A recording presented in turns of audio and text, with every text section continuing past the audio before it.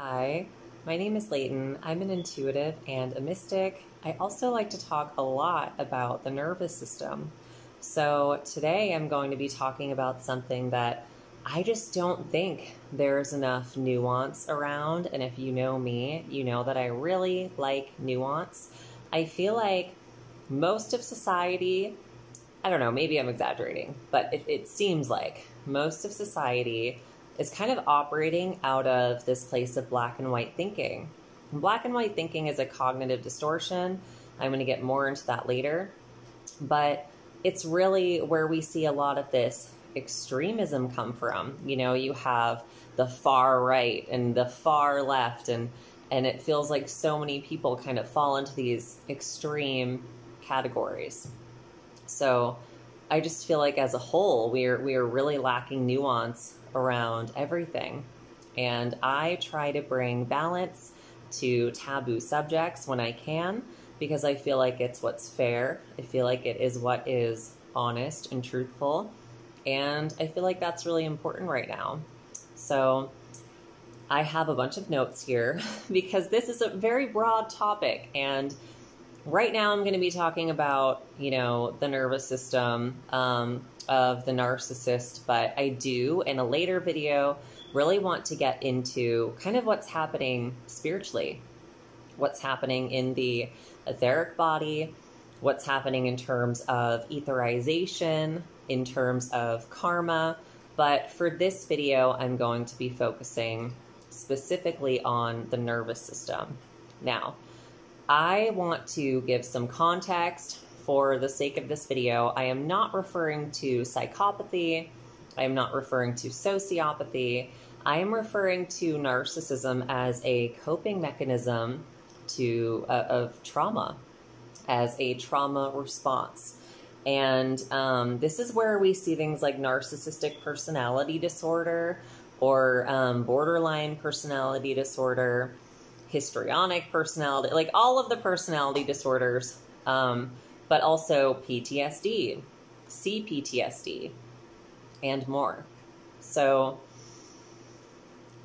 despite the fact that we are really going to be getting into the fact that trauma causes narcissism, I really want to be clear about the fact that I do not believe, you know, if you have someone in your life that is a narcissistic individual and they are hurting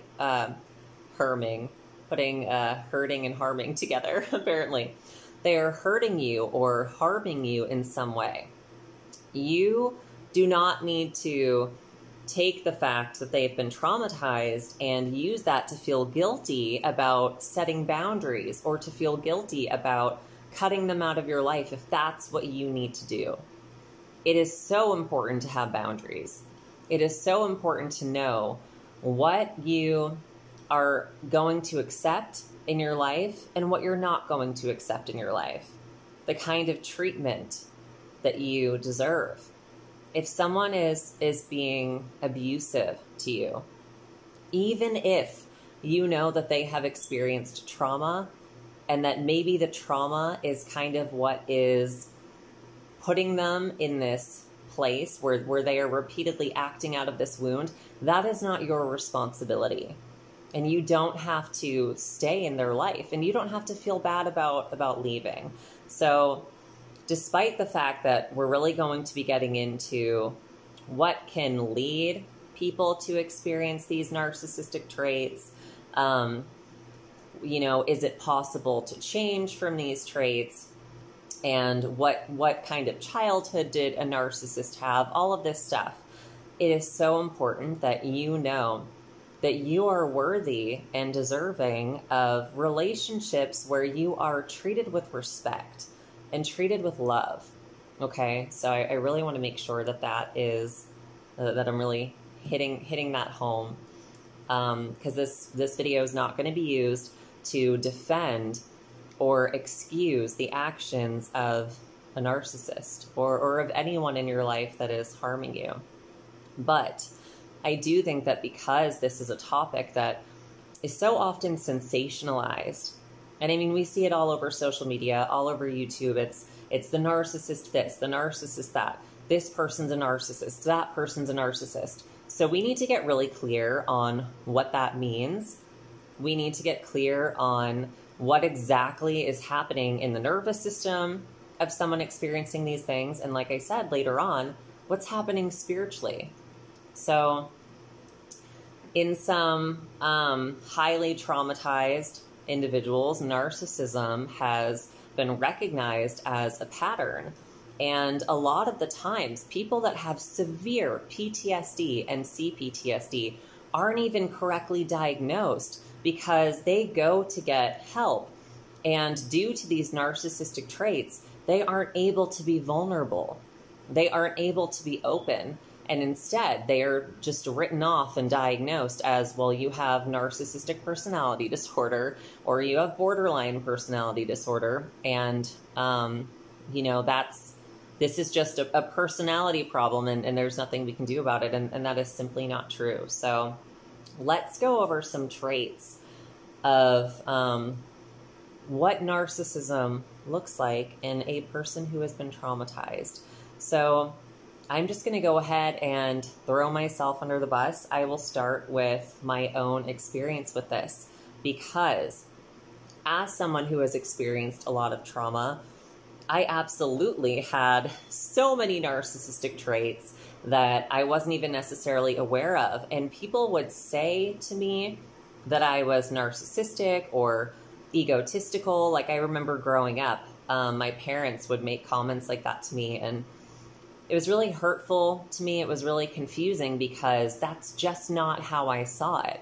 I didn't have the awareness of how I was coming across because I was acting out of a wound.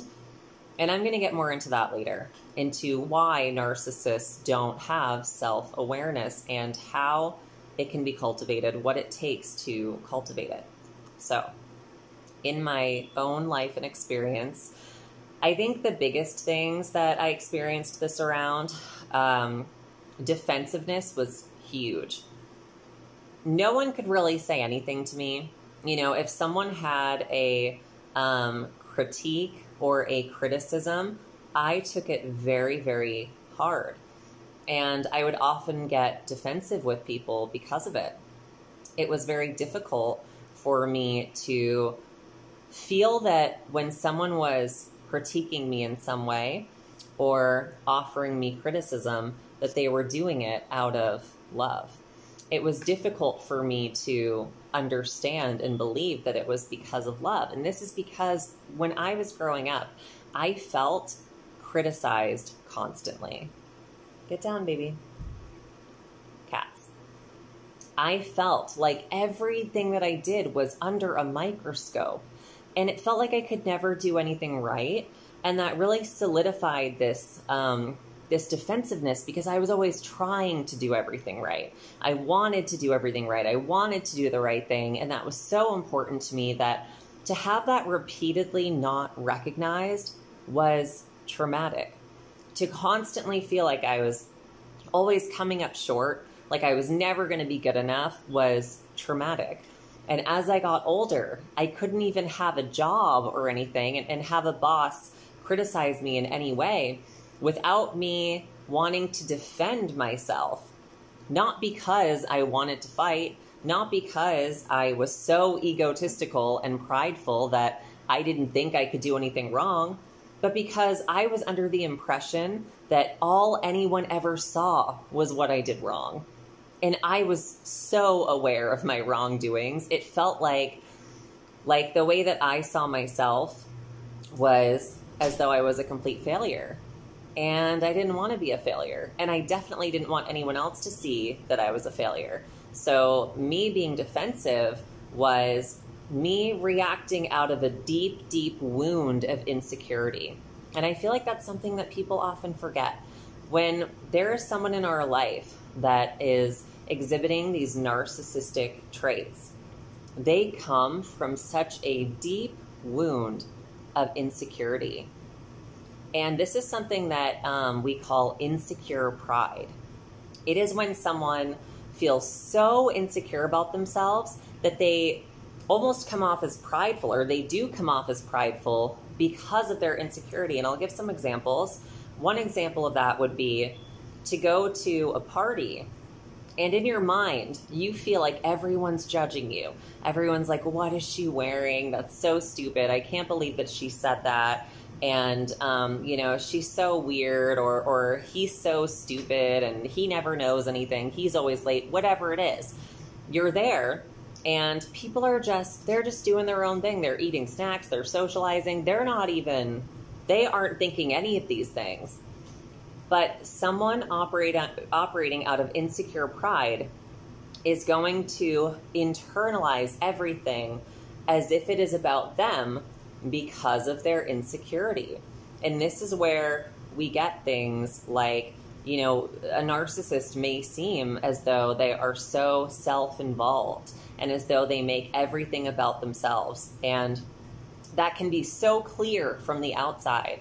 But to them, they don't have that awareness. To them, they are so overwhelmed with insecurity, with pain, with trauma, that they genuinely, they just can't, they can't even connect to the reality of how they're coming across. They think that everyone is seeing the wound, and they are constantly working and fighting to hide it.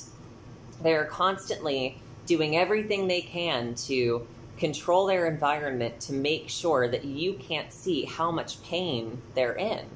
And in order to do that, everything ends up projected outward.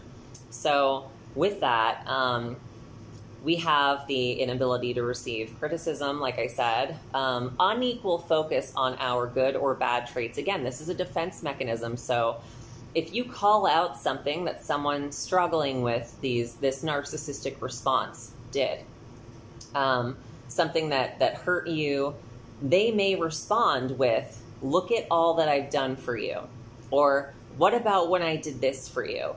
And it's a total deflection, right? So for us on the other end of that, it's very painful because we have been hurt in some way, and we want that hurt to be recognized. And, you know, we're not saying, you know, because you hurt me in this way, that means that everything you've done for me in the past suddenly doesn't matter. That's not what we're saying, but that's what they're hearing, and that's what they're feeling. And again, I'm not referring to psychopaths. I'm not referring to sociopaths. That is a totally different ballgame. I am referring to people who have developed narcissism because of such deep and severe trauma, and that is something that I relate to. So we might have a situation happen where we confront a parent or a coworker with something that they did to us that harmed us. And we are being so vulnerable, so it's really hard for us to bring up this thing because it's also painful to us. And they might respond with something like, well, yeah, you're so perfect and I'm the bad guy, right? And again, it's this deflection, and we have to know and understand where that comes from, also so that we don't take it on, because it's not about us. The reason why they are reacting that way is, again, because they are reacting out of this deep insecurity and this deep pain. They feel like no matter what they do, it's never going to be good enough. And honestly, you know, as someone who used to feel that way all the time, we can't be our best selves when we are living out of a wound, when we are possessed by our trauma. We can't show up as our best selves in that state. So of course, we're going to be hurting people left and right. And again, that's not an excuse. I don't, you know, I don't say like, oh, because I was so traumatized before, that means all of the things that I did don't actually matter. I don't believe that. They do matter. And I did hurt people. I did. And I take responsibility for that. So it doesn't, you know, make it so that it doesn't matter. It does matter. So now that we know what is kind of behind these responses, let's go over the childhood of the narcissist. So there are kind of two different things that we could be experiencing. I mean, really, it's so nuanced. It could be more than two, but for the sake of this video, breaking it down into two types of households that someone who ends up developing these traits most likely grew up in. One of those being a household that is emotionally unpredictable, where your caregivers have disorganized attachment. 1 minute they are close to you, 1 minute they are giving you the silent treatment, and it's very dysregulating to a child. Maybe they are physically or verbally abusive. It's very chaotic, right? So a child growing up in that kind of atmosphere is going to attune. Their nervous system is quite literally going to attune to fight or flight. So what happens when our nervous system attunes to that in childhood? It becomes programmed to that. And when it becomes programmed to that, we repeat the program until we recognize the program and until we learn how to heal that program and reprogram ourselves. That's a lot of programs. But really, this is just how our bodies work. So we attune to that fight or flight, which means that we perpetuate it, whether we want to or not. We can try to think our way out of it. We can try to use logic. We can say to ourselves, why am I being so reactive? Why am I being so defensive? Why can't I communicate in a normal and healthy way? And we won't be able to, because we haven't reprogrammed that nervous system baseline. This is where we see a lot of disorganized attachment or anxious attachment. This is where we see verbal abuse. This is where we see relationships that end up being extremely controlling. And this is where we really see a lot of blame from the parent onto the child of your behavior is responsible for how I feel. You are responsible for regulating me. You, the child, you are dysregulating me. You are the problem. You are difficult. You are bad because I can't control my emotions around you, so it's your fault. What do you think that does to a child? And how do you think that is going to affect the way that they are shaped mentally and emotionally? And of course, there are absolutely instances where people do experience this kind of childhood and somehow they end up, still remaining pretty regulated. I haven't met many people with that ability, but certainly some, and it does happen sometimes. But for the most part, the nervous system is so affected by these things. So that's childhood example number one. Number two is neglect. Number two is when the child grows up in a household that is very silent and shut down. The child cries and they are ignored. They have a need, it's not met. They have a feeling, no one cares. It doesn't matter what their experience is. They are completely shut out, completely left to fend for themselves, made responsible for themselves in ways that a child never should be. So instead of the parent saying, like in the first example, you are responsible for my feelings, the child in a household that is very shut down and silent, the child is going to express needs. They're going to be expressing feelings. And the parent's going to basically be like, that's a you problem. That sounds like something you need to figure out. When that is not supposed to be the case. Because the parent, in a healthy home life, in a healthy family, the caregiver is there to regulate the child, is there to guide the child and to lead the child. So when that is not happening, you can imagine how that would then manifest in the teenage years, in adult years. This is where we see avoidant personality disorder or avoidant attachment styles. This is where we see a lot of inability to receive criticism and just kind of pulling away from the relationship. Not even from criticism, but often just from the perception of criticism. It might not have even taken place. They might just feel criticized.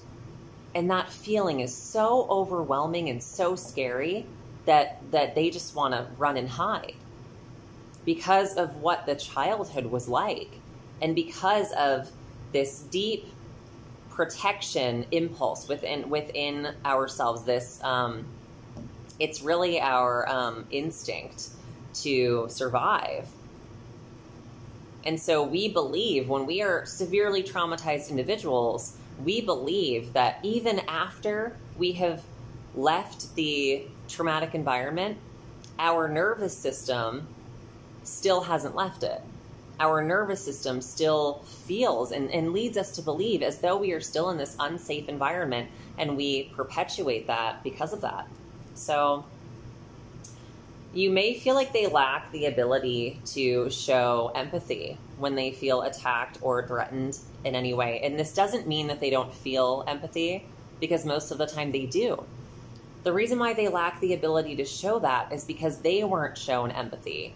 And a lot of times what you'll see in a narcissist, so especially if you grew up with a narcissistic parent, you may feel as though the parent has empathy for everyone but you.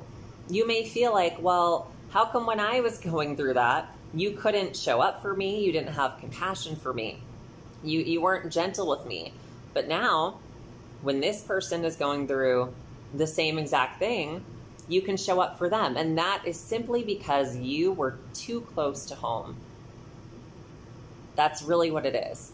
And in someone who has experienced that neglect emotionally, that avoidance, the reason why they have such a hard time showing that empathy with someone close to them is just fear of either losing you, or they may feel like everything's about you and nothing's ever about them, and they had to figure it out, so now you should have to figure it out too. So some examples, I lost my place. Automatic scroll.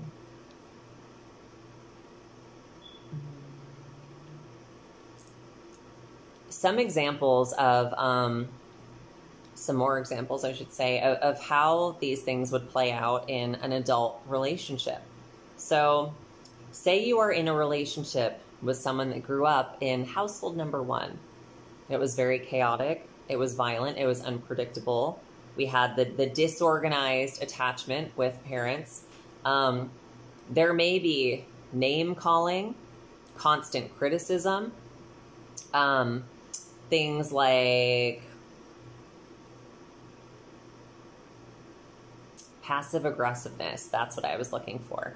Constant passive aggressiveness. Actually, that is something that we will see in both households. So in someone that is exhibiting narcissism from either extreme violence and chaos, or from being in an environment that is very silent and shut down, the passive aggressiveness is really going to come through.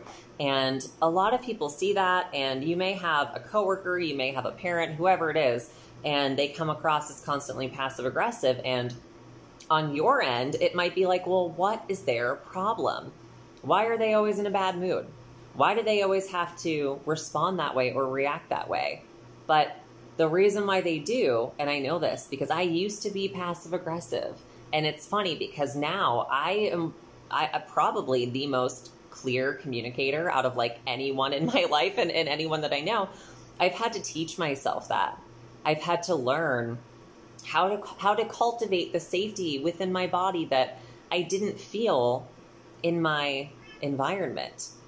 I had to learn how to build that up within myself. So I'm going to stop here because my cats are getting a little bit antsy, and then I'm going to record part 2 because this is probably going to be a lengthy series, I guess. So, yeah, thank you for sticking with me through this. If you have any questions, I would love to hear them.